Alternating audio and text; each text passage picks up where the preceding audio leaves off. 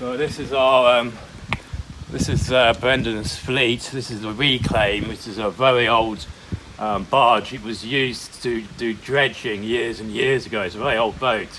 It was doing the dredging right at the top of the estuary, and now she's used for all kinds of work. And that's the Cygnus she's used for moorings and diving support.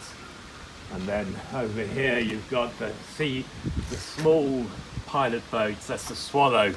She was my baby through all the years when I was working here, on and off. She's extremely mobile. It's a fantastic boat, basically. It's a Nelson 40, but it's a specially constructed one that's built for like heavy bashing into stuff. So that's my baby, really. She was always my baby, twin engine, of course. And then there's the blue one, is a sort of general sort of cargo and multi-purpose boat. It can carry passengers as well. The Swallow can take 10 passengers out to a ship out at sea to a certain distance, but that can as well. And then here's a black and white larger one, is a bigger pilot boat.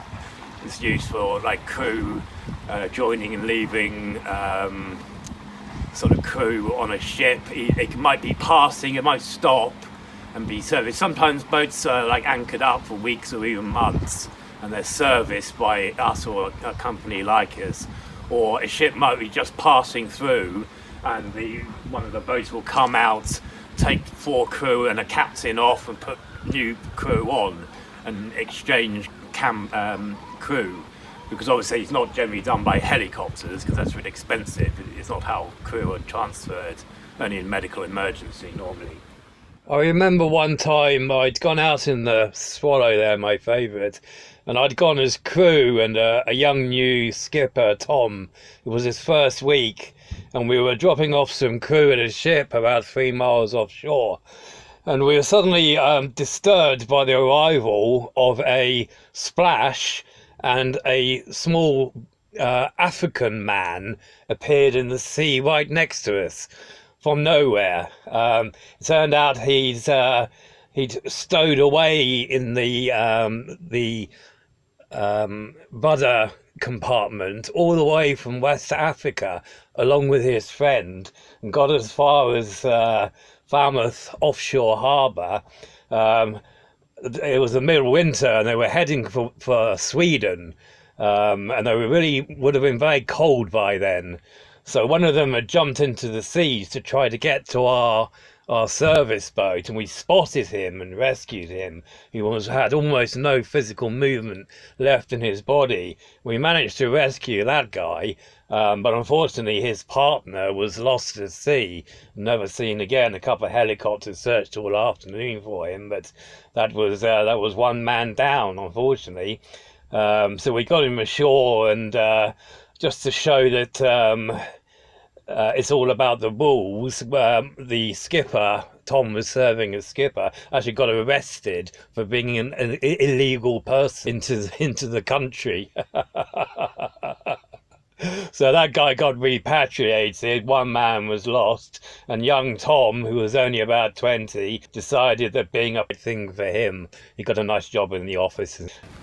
So this is the boy Brett, boss co-owner of the place with young Ben there. This is surveying, diving, towing, you name it, it can do it, almost any sort of role. Major refurbishment and new bulwarks, and that is a great multi-purpose boat. And sometimes like this one might go into Scotland for 3 months or something and work out there. And now the biggest boat, rectangular barge, it's a brand new, and it's much bigger than these boats. It's a bit longer than this and at least twice as wide, a big square one with multiple big cranes and very big winches, and it can do almost any role that you'd like, really. She was like an upgrade to the company in like the next level of sort of service boat. But they're used when there's a contract. They could be used anywhere in the country, really. and might even go for a year or something and go and work in Scotland or something. Last year there was for a long time up in northern Scotland, doing various work out there in the sort of marine world.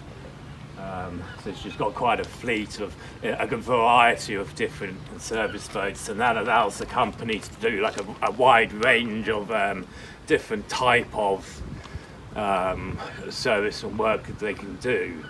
And sometimes, like you can see, this one here has got these two big containers, and that would be used to take sort of 6 tons of drinking water to a ship who needs that, as it were.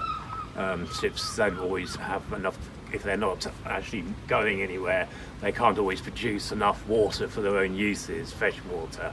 So we transport that, or diesel, and all kinds of things. There's just no end to the sort of roles of these boats. There's quite a wide range of different boats with different capabilities. When I worked here in the main, I worked mainly in the servicing of the ships out to sea and the passing ships. So transfers of crew and that kind of role, and supplying the ships, passing ships, or ones that are remaining, the servicing of those ships was mainly my personal angle to it, because I'm not a diver, so I don't do with the diving guys. Another bunch of guys do that. Yeah, so I had it for several years, progress this project of my sailing boat here until I got to the point where she was ready to sort of be a working sailing boat. And then I tended to live out in these pontoons out here, which are managed by the people here, by this company. And then in my boat I went to northern Spain and based myself in the Vivona area of northwest Spain, the Atlantic side of Spain, and I had a sort of second home there for some years.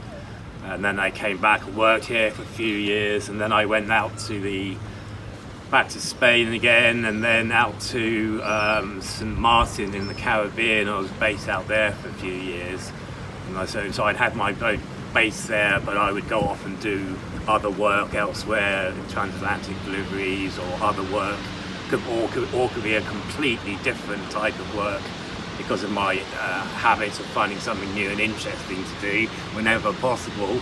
Could quite easily be somewhere else for a couple of years. And then in that boat I sailed her back here to the UK, and that's when you come to the beginning of the story of me making my attempt at a around the world non-stop sail. Kind of leads off from that period. But I had my own sailboat for sort of 10 years or so, based here in these areas, as I've mentioned. Yeah. The boat's looking fantastic. This is really nice. This was all rust basically. This rounded, it was something crap instead. So the guy, they've given her quite a heavy upgrade. It's a major operation of an upgrade in this boat. This one here has been beaten to shit so many times I can't even tell you the adventures that that thing's been bashed into.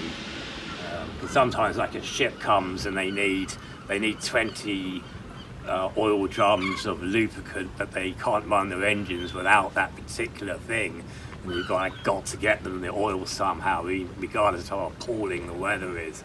So there's been some right flipping rough jobs. It's this kind of work is not for the quiet and gentle, relaxing kind of weather and work. That's not our kind of work in the slightest. It's at the other end of the schedule. That is for sure. That is for sure. A lot of salvage and